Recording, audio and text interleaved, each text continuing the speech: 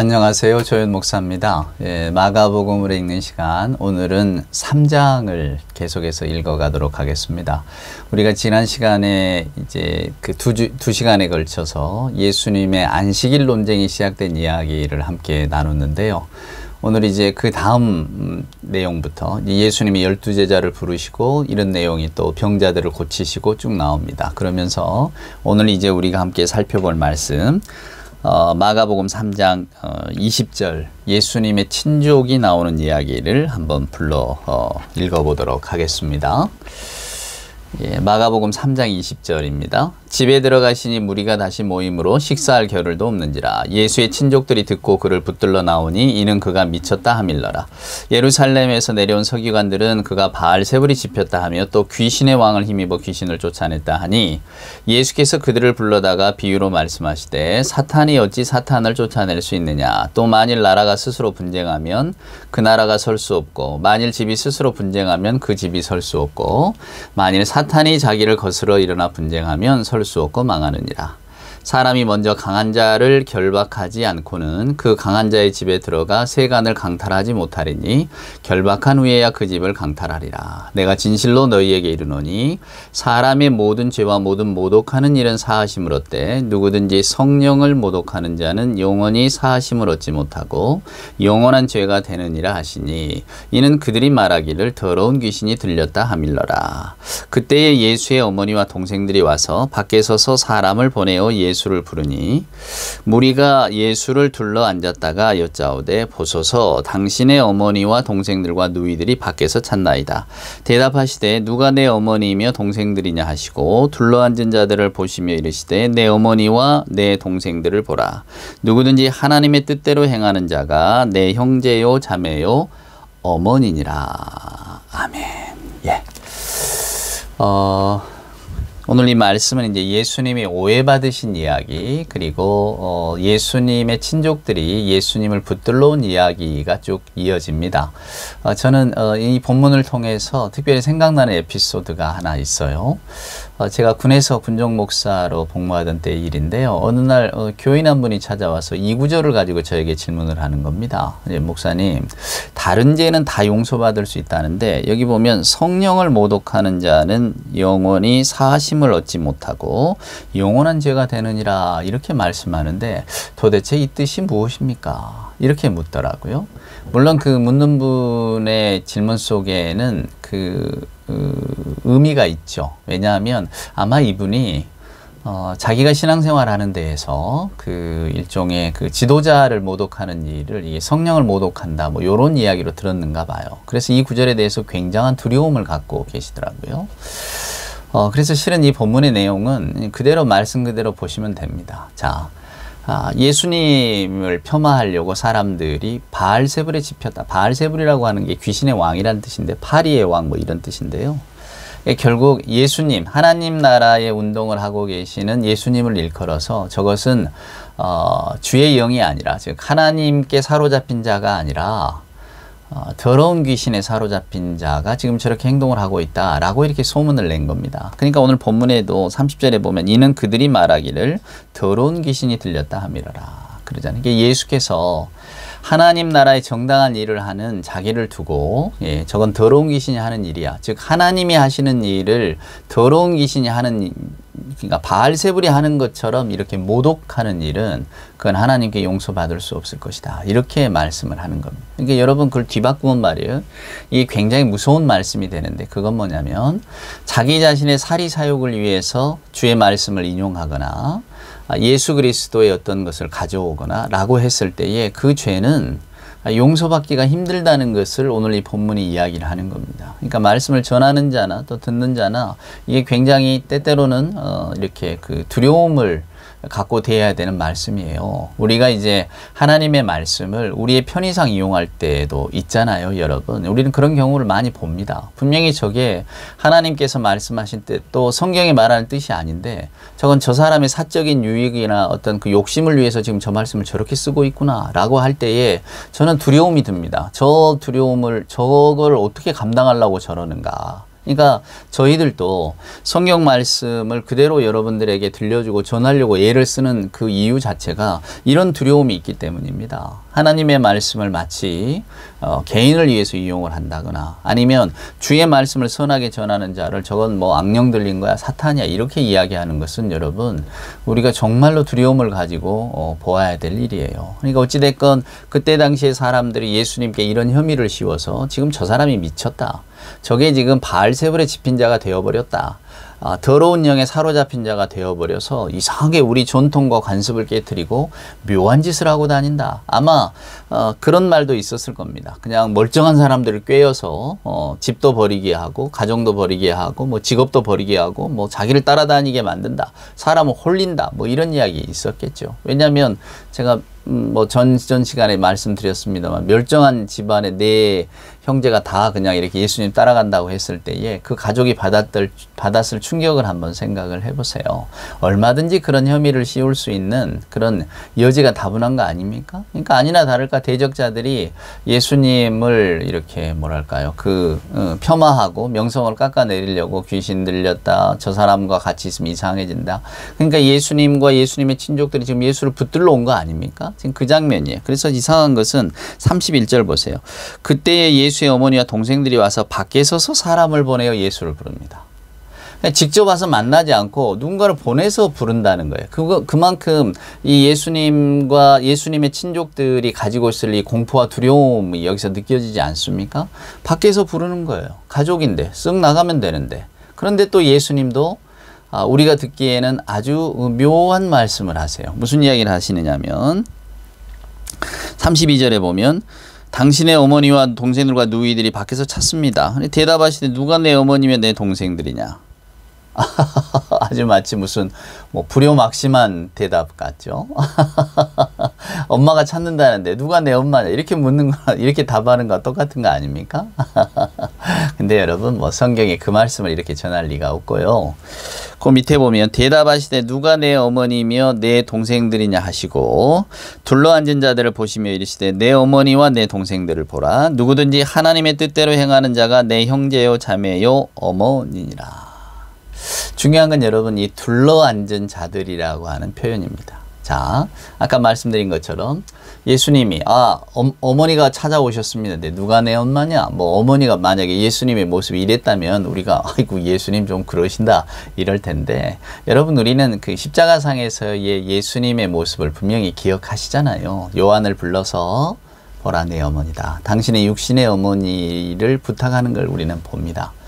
아주 효성이 지극한 예수님의 모습이죠. 아마 우리가 상상하듯이 예수님은 어머니나 또 가족들에 대한 사랑 또 뭐랄까요 아낌 이런 것들이 돈독하셨을 겁니다. 그러니까 우리가 뭐 성경에서 저와 여러분이 살아가고자 하는 뭐 세상의 어떤 그 도리 자식은 부모에게 효도해야 된다 뭐 이런 걸 찾고자 우리가 성경을 읽는 건 아니잖아요.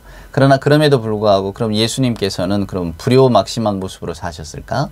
그건 아닐 겁니다. 그러니까 오늘 이 말씀을 들어서 아니 뭐 성경을 읽어보니까 예수가 누가 내 어머니요 내 동생이냐 이랬다면서 그럴 수가 있느냐? 자기를 찾아오는 어머니에게 그렇게 대하는 것이 아들이냐? 누가 만약에 이렇게 폄하한다면 여러분들이 십자가상의 예수님의 모습을 들어서 꼭 한번 일러주시기를 바라고요. 또 특별히 예수님은 뭐 나인성 과부의 아들을 살리신 이야기나 이런 것들을 보면 그 사람과 또 그 애틋한 정들 굉장히 이렇게 각별하게 관심을 두시는 걸 볼 수 있어요. 그러니까 그 구절에 대해서는 오해는 마시고요. 제가 오늘 말씀드리고 싶은 것은 바로 이겁니다. 둘러앉은 자들. 그게 이렇게 헬라어 단어를 보면 오클로스거든요. 오클로스는 직업 없는 사람들, 떠돌아다니는 사람들, 가난하거나 굶주린 사람들, 이 모든 사람을 일컫습니다. 그래서 아마 여러분 마태복음을 보면요. 제자들을 보시고 이런 표현이 나와요. 좀 이 둘러앉은 자들이라고 하는 표현 자체가 그때 당시 초대교인들도 받아들이기가 조금 그랬는가 봐요. 무슨 이야기냐면 예수님이 무슨 말이냐 내 어머니요 내 형제들이 바로 여러분들입니다 라고 했을 때 그 여러분들 가르치는 이 오클로스라고 하는 둘러앉은 자들이라고 하는 표현은 정말로 사회에서 미미하고 존재도 없는 그러니까 정말로 가족의 울타리를 깨트려 버리는 굉장히 파괴적인 선언이에요. 그러니까 마태복음에서도 혹은 누가복음에서도 뭐 이렇게 손을 내밀어서 제자들을 둘러보시면서 이렇게 말씀하셨다. 이런 식으로 표현을 덧붙입니다. 누구든지 하나님의 뜻을 행하는 사람이 내 형제요 아버지다. 분명히 이 말씀을 하셨지만 예수께서는 그 말씀을 허공이 되고 하신 게 아니고 둘러앉은 자들에 대해서 말씀을 하셨다는 거예요. 그러니까 그때 당시에 사회를 둘러싸고 있던 모든 관습적인 것들을 뛰어넘으시는 거예요. 목자 없는 양처럼 떠돌아다니는 그런 무리들에게 예수님은 하나님의 뜻대로 행하는 분들이 모두 내 형제요 자매다. 정말로 새로운 가족관을 이야기하는 거예요. 뭐 세상 사람들은 뭐 부모가 초라하면 그것도 잘 모른 척 하려고 하는 그런 것들이 이제 우리들의 관습 아닙니까? 근데 예수님은 그냥 모두를 다 하나님의 뜻대로 하는 자면 그가 무엇을 가졌든 어떤 처지에 있든 다 내 형제요 자매다 이렇게 이야기를 하셨다는 거예요. 그러니까 저나 여러분이 뭐 지금도 뭐 우리 사회는 뭐 가부장적 사회다 이런 말들을 많이 합니다. 물론 뭐 예적보다는 덜 합니다만은 그러나 예수님 당시의 로마법을 보면요 그 가부장의 권위가 대단합니다. 그러니까 가장이 되는 사람, 뭐랄까 아버지 되는 사람 이 세 가지 권위를 가져요. 첫째는 자녀, 손자, 종들에 대한 권위를 갖습니다. 이게 첫 번째 권위입니다. 두 번째는 재산에 대한 권위를 가져요. 그리고 세 번째는 부인과 며느리에 대한 소유권을 갖습니다. 이 권위를 다 갖는 거예요. 이게 무슨 얘기냐면 자녀, 종, 재산, 부인, 며느리까지 다 그 가장, 주인이라고 하는 이 사람이 다 가지고 있는 거예요. 그게 그대로 이렇게 황제 숭배로 올라가는 겁니다. 그러니까 황제는 신하들의 모든 걸 다 갖는 거예요. 그게 권위입니다, 여러분. 그래서 이게 무시무시한 거예요. 다 내 맘대로 하는 거예요. 내 뜻대로. 내 밑에 있잖아요. 그러니까 이게 섬기는 구조가 된다 그 말입니다. 그러니까 어떤 그 생물학적 의미보다는 그냥 그 가정의 지배자예요. 그러니까 가족이라고 하는 것이 어떤 그 혈연 관계인 것보다는 오직 지배와 종속 이런 관계 속에서 그러나 가부장의 권위가 대단한 그래서 모두를 이렇게 생사여탈을 가지고 있는 그런 것인데 오늘 예수님은 완전히 그걸 다 깨트려 버려요. 그리고는 그냥 모두가 다 우리 형제요 자매요 어머니다 이렇게 이야기하는 거예요. 그러니까 교회 안에서도 다 이제 형제 자매라고 하는 호칭으로 통하잖아요. 옛적에 뭐 종이였든지 뭐가 됐든지 이게 상관없이 모두가 다 형제 자매가 되는 겁니다. 이게 바로 하나님의 가족이에요.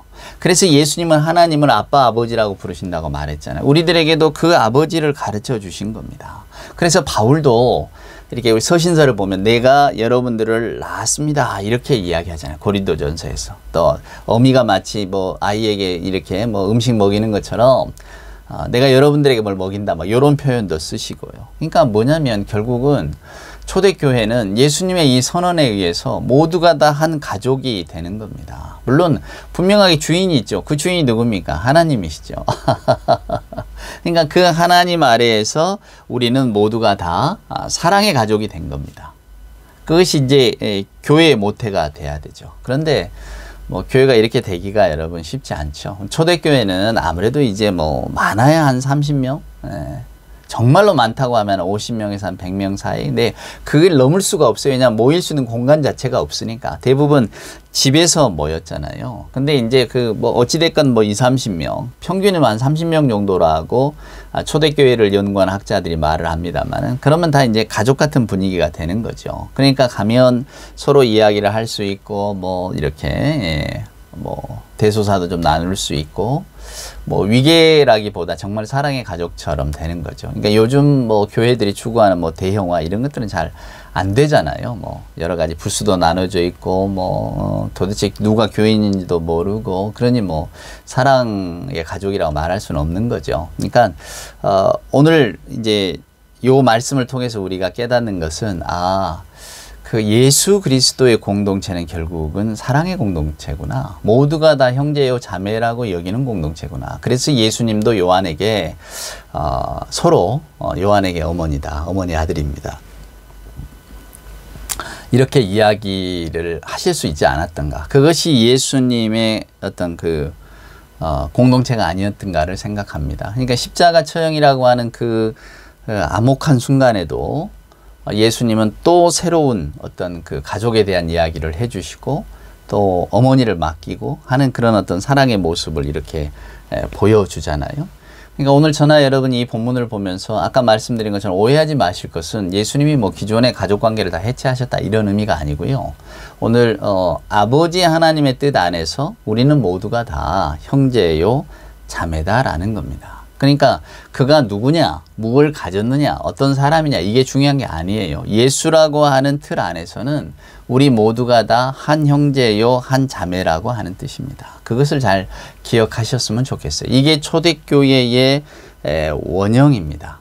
우리는 그것을 쉽게 받아들이기가 어렵지만 초대교회, 예수님이 말씀하셨던 공동체는 그렇게 시작을 했습니다. 그러니까 지금도 우리가 초대교회로 돌아갑시다. 뭐 얼마나 뭐 초대교회도 다 인간들의 공동체인데 문제가 많았겠습니까? 그러나 그리스도의 사랑을 아직도 따뜻하게 간직하고 있었고 또 그 사랑의 기초가 돼 있었기 때문에 오늘날 지금 우리들이 바라보고 있는 교회하고는 조금은 달랐을 것입니다. 그러나 중요한 것은 아버지의 뜻대로 행하는 자들은 모두가 다 하나님 안에서 우리가 다 형제요 자매라라고 하는 사실을 기억하시면서 진실로 우리가 아버지의 나라에 갔을 때는 우리가 무엇을 가졌느냐, 무엇을 했느냐가 아니라 아버지의 사랑과 뜻을 기억하며 살았느냐에 따라서 우리들이 그리고 그 아름다운 공동체가 이제 그 눈앞에 펼쳐지는 것을 분명히 목도하게 될 겁니다. 이것이 우리를 자유케 하는 것 아니겠습니까? 저나 여러분은 예수 안에요. 예수 안에서 한 형제요 자매가 됨을 기뻐하시고 오늘 저희들이 할 일은 우리가 어떻게 하면 아버지의 뜻대로 살 것인가 이것을 고민하는 공동체가 되어야겠죠. 예, 오늘은 여기까지입니다. 또 다음 시간에 계속해서 이어지는 말씀으로 함께 만나도록 하겠습니다. 고맙습니다.